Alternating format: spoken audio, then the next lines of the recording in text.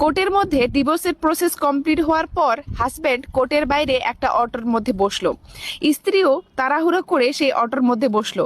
Husband অবাক দৃষ্টিতে তার স্ত্রীর দিকে তাকিয়ে থাকলো। যেই মানুষটার সাথে সে 10 বছর সংসার করেছে সেই মানুষটার সাথে আজ সব রকম সম্পর্ক বিচ্ছেদ হয়ে গেল।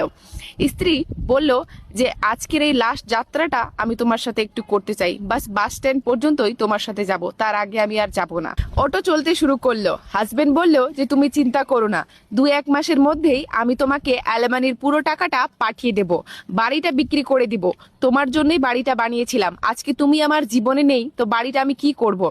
স্ত্রী বলল যে না, বাড়িটা বিক্রি করতে হবে না, আমি একটা প্রাইভেট কোম্পানিতে জব পেয়েছি, আমার আর তোমার মেয়ের খুব ভালোভাবে দিন চলে যাচ্ছে। এইভাবে গল্প করতে যেতে যেতেই অটোওয়ালা আচমকা অটোর মধ্যে ব্রেক মারে।